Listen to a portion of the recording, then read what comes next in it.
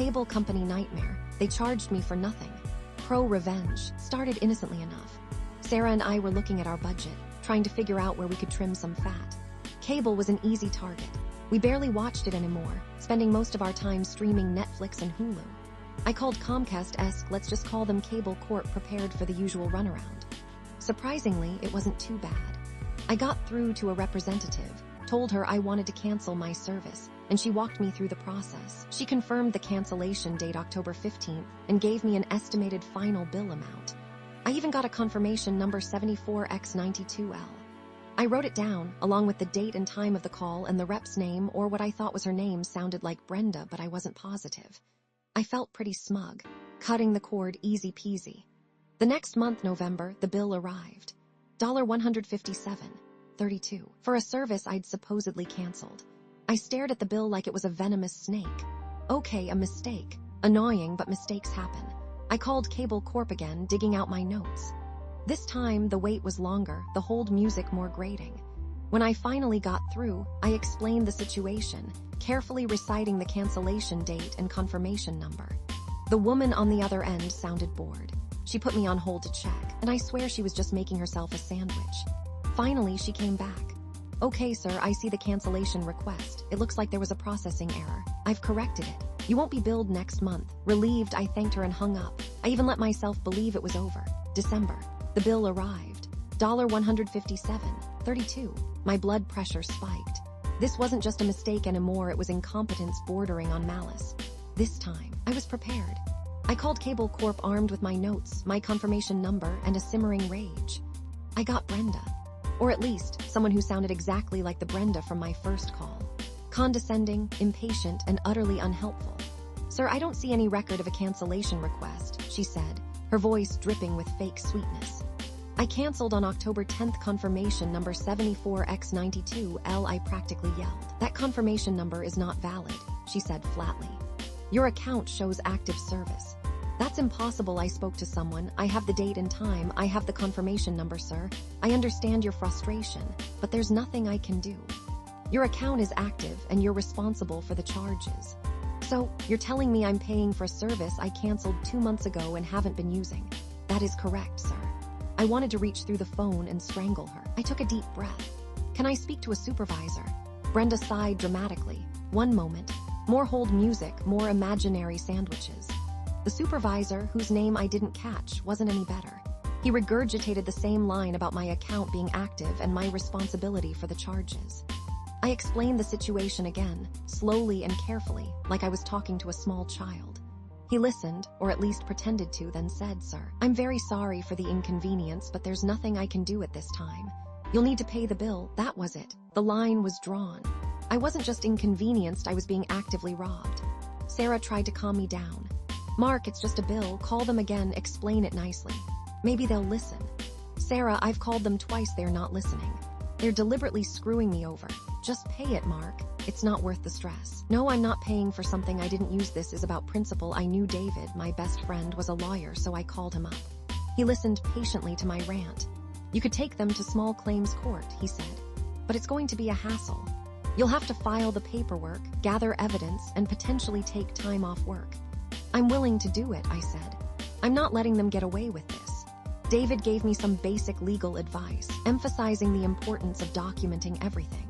He warned me that Cable Corp would likely have lawyers who specialized in these kinds of cases, and that I would be facing an uphill battle. I spent the next few days feeling completely defeated. The bills kept coming, each one a fresh slap in the face. I started getting threatening letters from a collection agency. Sarah was right, the stress was getting to me. I considered just paying the bill to make it all go away, but then something snapped. I realized that if I paid, I'd be admitting defeat. I'd be letting them win, and I wasn't going to do that. I spent hours researching Cable Corp online.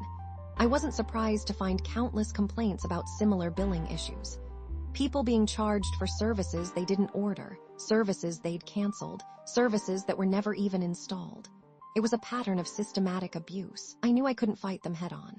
They had the resources, the lawyers, the endless bureaucracy. I needed to be smarter. I needed to be strategic. That's when the revenge planning began. First, I drafted a letter to the CEO of Cable Corp, a formal scathing letter outlining the entire situation, demanding a full investigation and threatening legal action. I sent it certified mail, return receipt requested. I never got a response. Surprise, surprise. Next, I started visiting the local Cable Corp office. I'd go during peak hours, when the lines were long and the representatives were already stressed. I'd ask incredibly detailed questions about services I had no intention of buying. What's the difference between your Premium Plus package and your Ultra Elite package? Can you explain the download speeds in layman's terms? What are the contract termination fees? I'd tie up the representatives for as long as possible, knowing that every minute I wasted was a minute they couldn't spend ripping off someone else.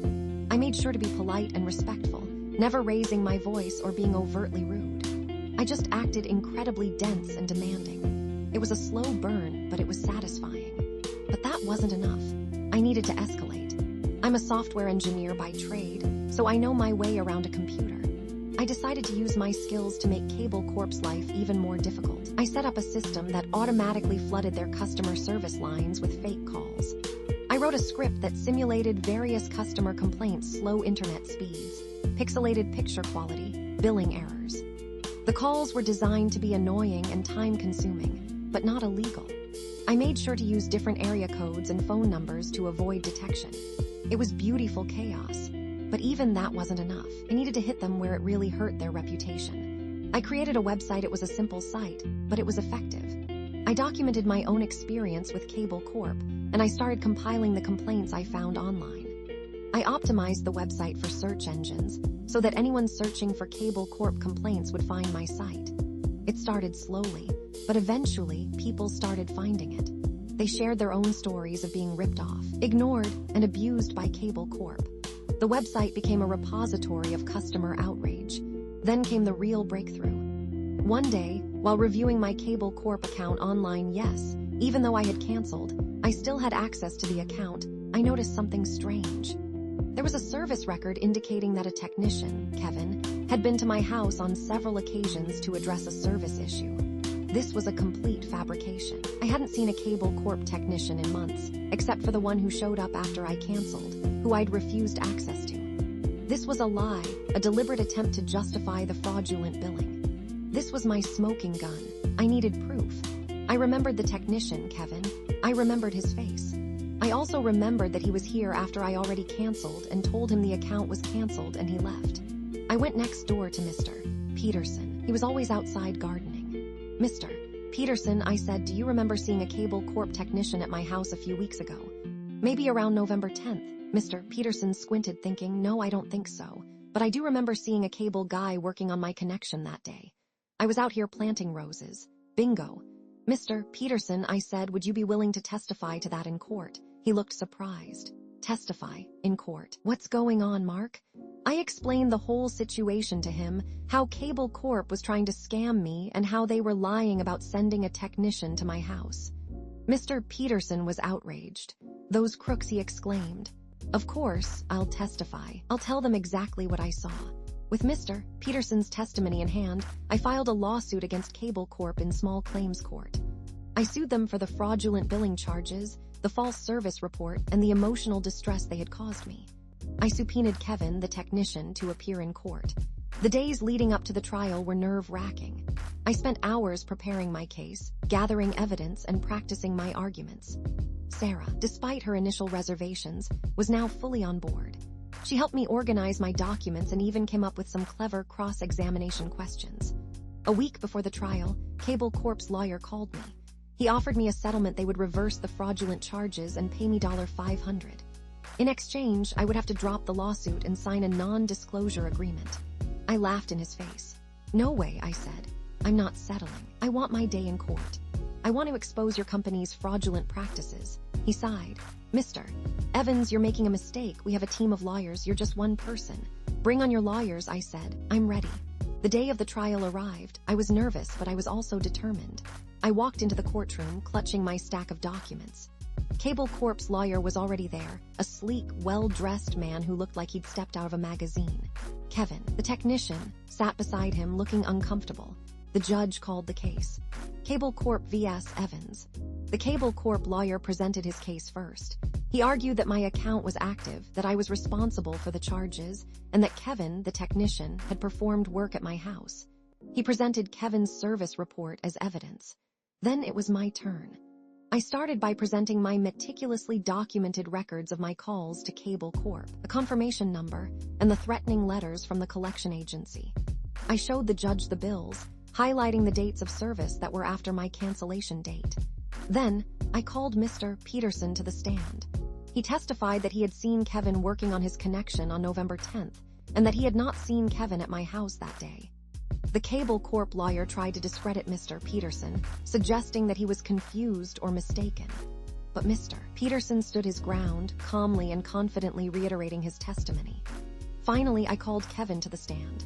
"Mr. Johnson," I said, "did you perform work at my house on November 10th? "Yes, I did," he said, his voice wavering slightly. "What kind of work did you perform?" I checked the cable lines. "Did you speak to me at my door?" "Yes." "And did I tell you that I canceled the account and did not need your services?" Kevin paused. "I don't recall." "Mr. Johnson, do you recognize this photograph?" I held up a picture of Mr. Peterson's house. He hesitated. "Yes, that's a house. Is that my house, Mr. Johnson?" "No, is that Mr. Peterson's house?" After some stammering, Kevin admitted that it was. I then presented the judge with screenshots of my website. I showed him the countless complaints from other customers who had been victims of Cable Corp's fraudulent billing practices. "Your Honor," I said, "this is not an isolated incident. This is a pattern of systematic abuse. Cable Corp is deliberately defrauding its customers, and they are getting away with it because they know that most people don't have the time or the resources to fight back." The Cable Corp lawyer objected, arguing that the website was irrelevant and inadmissible. But the judge overruled his objection. "Mr. Evans has presented compelling evidence of a pattern of misconduct," the judge said. "I am inclined to allow this evidence to be considered." The Cable Corp lawyer looked defeated. The judge then turned to me. "Mr. Evans," she said, "do you have any further evidence to present?" I took a deep breath. "Yes, Your Honor. I would like to submit this." I handed the judge a printout of Kevin's work order, obtained through a Freedom of Information Act request I'd filed with the FCC. It showed that Kevin had been dispatched to Mr. Peterson's address on November 10th, not mine. The Cable Corp lawyer didn't even bother to object. He knew he was beaten. The judge recessed the court for an hour to consider the evidence. When she returned, she delivered her verdict. "I find in favor of the plaintiff, Mark Evans," she said. "I order Cable Corp to reverse all fraudulent charges, pay Mr. Evans legal fees, and pay punitive damages in the amount of $5,000 for the fraudulent service report and the company's bad faith business practices." The Cable Corp lawyer looked like he was about to have a stroke. Kevin was staring at the floor. The judge then addressed the courtroom. "I am deeply disturbed by the evidence presented in this case," she said. "It is clear that Cable Corp has engaged in a pattern of fraudulent and unconscionable business practices. Their actions are borderline criminal, and they deserve to be held accountable." As I walked out of the courthouse, I felt a surge of triumph. I had won. I had stood up to a corporate giant and emerged victorious. It wasn't about the money. It was about principle. It was about justice. I continued to maintain it became a valuable resource for other customers who had been wronged by the company. I even started getting calls from journalists who were interested in writing about Cable Corp's fraudulent practices. Cable Corp never contacted me again. They probably hoped I would just go away, but I didn't, and I never will. Sarah squeezed my hand as we drove home. "You did it, Mark. You actually did it." I smiled. "We did it." I corrected her. "We showed them that they can't get away with screwing people over." The best part was it wasn't just about the charges and fees. I knew Cable Corp lost much more than money in court